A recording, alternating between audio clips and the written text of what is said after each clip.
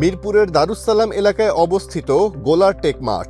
সকাল থেকে সন্ধ্যা পর্যন্ত সারাদিনই শিশু কিশোরদের খেলাধুলা আর হৈহুল্লোড়ে মেতে থাকে এই মাঠ। কিন্তু সূর্য ডুবলে বদলে যায় পরিস্থিতি। খেলার মাঠ যেন রূপ নেয় মাদকের আখড়ায়। এমন দৃশ্য ধরা পড়েছে বাংলা নিউজের ক্যামেরায়। এই মাঠে প্রতিদিনই খেলতে আসেন মোহাম্মদ রুবেল। তিনি জানান, মাঠে কোনো নিরাপত্তা নেই। সন্ধ্যা হলেই দল বেঁধে মাদক সেবন করা হয় এখানে।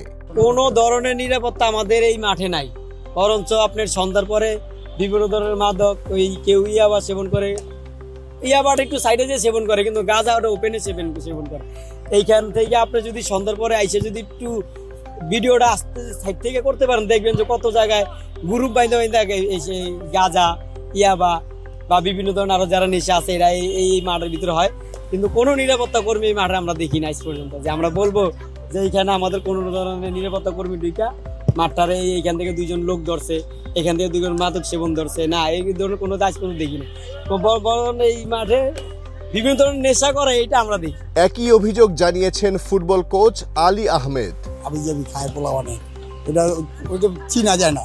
তবে দারুস-সালাম জোনের সহকারী পুলিশ কমিশনার ইমদাদ হোসেন বিপুল জানান, এই এলাকায় নিয়মিত মাদক বিরোধী অভিযান চালানো হয়। অভিযান অব্যাহত আছে এবং আমাদের মোবাইল পেট্রোলগুলো সবসময় তৎপর আছে। এই আশেপাশে বলেন আমাদের রোমিও 75 আছে, আমাদের কিলো 75 আছে, এরা সবসময় তৎপর আছে এবং আমরা প্রতিদিনই কিন্তু আমরা মাদকসেবী এখান থেকে গ্রেপ্তার করে এবং আমরা ডিএমপি অধ্যাদেশ অনুযায়ী যে আমাদের যে ম্যাজিস্ট্রেট কাছে পাঠিয়ে দিই আমরা, তারা আমাদের প্রসিডিউর আমরা মেনটেন করি। অবশ্যই এটা আপনাদের এটা সবার জন্য কনসার্ন আর কি। মাঠটা আসলে সবার জন্য উন্মুক্ত, তো এখানে আমি বললাম যে একটা অ্যামিউজমেন্ট পার্ক হিসেবে ব্যবহার করা হয়, যত বাচ্চারা খেলাধুলা করে। তাই সুন্দর পরে যদি এই ধরনের কোনো পরিলক্ষিত হয়, আপনাদের চোখে হয়, তো অবশ্যই আমরা আমাদের এই বিষয়টাতে আমরা দেখবো আর কি। আমরা এটা নিয়ে আরও আমার নিজেদেরকে আরও তদারকি বাড়াবো এবং সিরিয়াস হবো।